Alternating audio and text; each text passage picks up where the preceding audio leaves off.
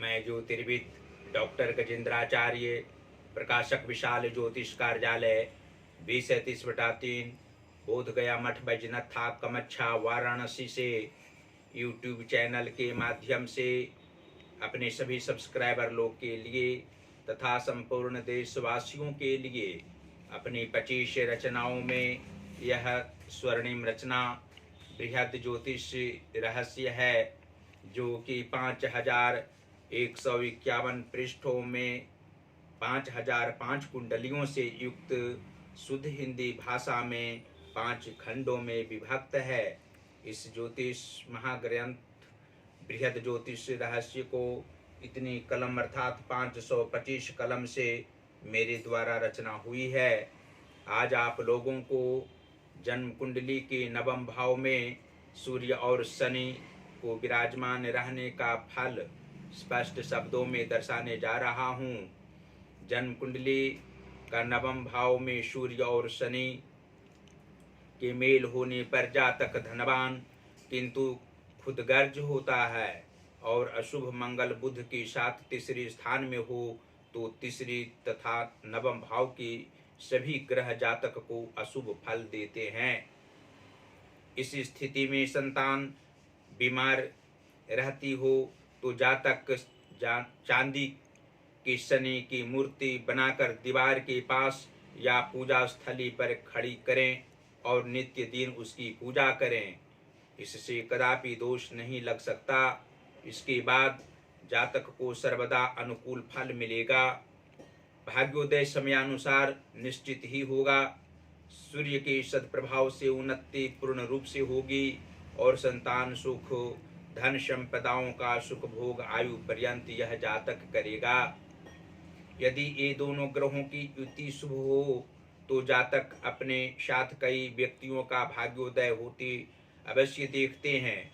कर्मनिष्ठ व धर्मनिष्ठ होना अनिवार्य हर दृष्टि से स्पष्ट होता है।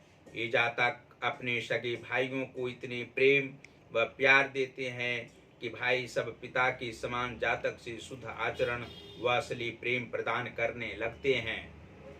आजीवन सभी भाई एकात्मक गुणों को ग्रहण कर समाज में कई अपूर्व कार्य एवं शिक्षा क्षेत्र में 1 या 2 संस्था स्थापित करते हैं। मृत्यु पर्यंत भाग्य अवश्य ही जातक को साथ कदापि नहीं छोड़ता और ये स्वरोजगार में पूर्ण सफल होते हैं। और यह भी स्पष्ट शब्दों में आप लोग जान सकते हैं कि कर्म भाव के स्वामी बुध ग्रह हों तथा मातृभाव के स्वामी गुरु बृहस्पति हों तो नवम स्थान स्थित सूर्य और शनि के प्रभाव से जातक को कर्म में व्यवधान 27वें वर्ष से 23वें वर्ष के मध्य में मुख्य रूप से नहीं आता है, लेकिन कभी कभी मानसिक परेशानियों से विशेष रूप से युक्त हो जाते हैं और अपने आधार पर कार्य करने वाले होने पर भी इनको मानसिक तनाव रहा करता है।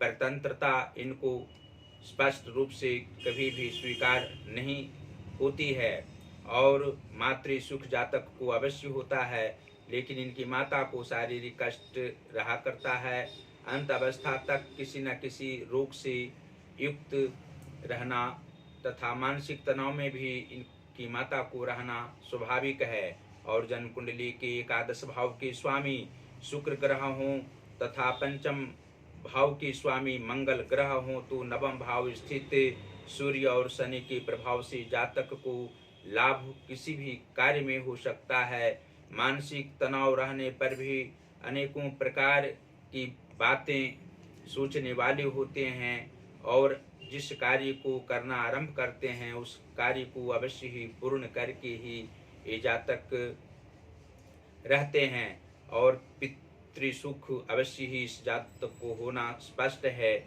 इनकी संतान अच्छी होती है। इनके पुत्र मुख्य रूप से इनके कथनानुसार चलने वाले होते हैं। इनके विचारों पर चलकर अच्छे कार्य करने वाले सामाजिक क्षेत्र में होते हैं और पिता पुत्र मध्यावस्था के उपरांत भी अच्छे कार्य अपने पारिवारिक क्षेत्र में और सामाजिक क्षेत्र में भी करने वाले होते हैं।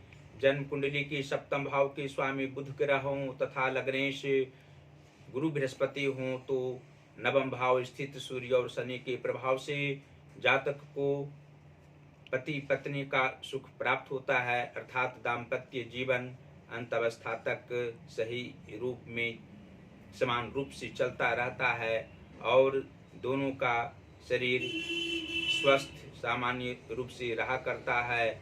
और अंत में आप लोग स्पष्ट रूप से यह जान सकते हैं कि जन्म कुंडली के 6वें या 8वें भाव के स्वामी शुभ ग्रह में से कोई भी सूर्य हों या बृहस्पति हों तथा व्यय भाव के स्वामी मंगल ग्रह हों तो नवम भाव स्थित सूर्य और शनि के प्रभाव से जातक को मित्र सुख की प्राप्ति होती है। इनके अच्छे मित्र होते हैं, इनकी सहायता करने वाले भी दोस्त मिलते हैं और आयु दोनों की मध्यावस्था के उपरांत समाप्त होती है। वृद्धावस्था में इनकी मृत्यु होती है, पति पत्नी दोनों की मृत्यु वृद्धावस्था में होती है। और नीच भावों में यदि उच्च ग्रह बैठे हों तथा शुभ भावों में अर्थात उच्च भावों में केंद्र में पाप ग्रह बैठे हों तो जातक को मानसिक कष्ट नहीं हो, आर्थिक परेशानी नहीं हो तथा किसी भी प्रकार के सांसारिक दुख की सामना नहीं करनी पड़े। इसके लिए जातक को भगवान शिव की आराधना अवश्य ही करनी चाहिए। सोमवारी व्रत करने से ज़्यादा शुभ फल प्राप्त होगा। स्त्री वर्ग की कुंडली हो या पुरुष वर्ग की कुंडली हो, प्रदोष व्रत भी करने से सूर्य और शनि को नवम भाव स्थित होने से मानसिक सुख अवश्य ही प्राप्त होगा। और साथ ही सूर्य की आराधना करनी चाहिए। सूर्य भगवान को ध्यान करना चाहिए, जलदान प्रत्येक सुबह में करना चाहिए और शनिवार को पीपल वृक्ष में जलदान करने से जातक का कष्ट, किसी भी प्रकार का कष्ट दूर होना स्वाभाविक बात होगी। शारीरिक कष्ट हो, मानसिक कष्ट हो या आर्थिक कष्ट हो, सभी प्रकार की कष्ट उपरोक्त सभी निदान के उपरांत दूर होना स्पष्ट है। और अंत में फिर इस ज्योतिष महाग्रंथ को मंगवाने के लिए आप लोग से अवश्य कहेंगे। इसको मंगवाने से आप लोगों को नाना प्रकार के सांसारिक जो दुख होते हैं जीवन में कभी नहीं हो सकता। इसकी जो महत्ता है, इसके अंतर्गत जो ज्योतिषीय ज्ञान है, इसके ज्ञान से आप लोग अवश्य ही सभी प्रकार के सुख प्राप्त कर सकते हैं। इसको मंगवाने के लिए हमसे सीधा संपर्क कर सकते हैं और हम प्रकाशकीय कार्य करते हैं। हिंदी का पुस्तक हो, संस्कृत का पुस्तक हो या इंग्लिश का बुक हो, आप लोग यहाँ से प्रकाशित करा सकते हैं। सही समय पर कम समय में आपको पुस्तक प्रकाशित करके दिया जाएगा और उचित मूल्य धन पुस्तक प्रकाशित कराने के लिए दिया जाएगा। हमसे सीधा संपर्क कर सकते हैं। पहला संपर्क का नंबर है जो व्हाट्सएप नंबर है 94 51 22 87 और 47। दूसरा नंबर है जो हमारा पेटीएम नंबर है 88 40 76 17 और 92। यूट्यूब के अलावा आप लोग फेसबुक पर भी हमको आप देख सकते हैं, हमारी वीडियो को आप देख सकते हैं। फेसबुक का आईडी नंबर है ज्योतिर्विद गजेंद्राचार्य। इस आईडी को खोलेंगे तो अवश्य हमारी सभी वीडियो फेसबुक पर आप देखेंगे। साथ ही इंस्टाग्राम पर आप लोग हमारी वीडियो को देख सकते हैं। इंस्टाग्राम पर ज्योतिष महाज्ञान अकाउंट है, उसको आप फॉलो अवश्य आप लोग करें। और आप लोग का प्यार जो हमको प्राप्त हो रहा है, आपकी उसके लिए आप लोग को बहुत बहुत धन्यवाद, बधाई भी देता हूँ, शुभकामनाएं देता हूँ। देवादिदेव महादेव आप लोगों को अपनी कृपा दृष्टि बरसाते रहें। आप लोग सदैव स्वस्थ रहें, प्रसन्न रहें और परिवारगण के साथ सुखमय जीवन व्यतीत करते रहें। हमारी वीडियो को देखते रहें, हमारी रचनाओं को पढ़ते रहें। धन्यवाद।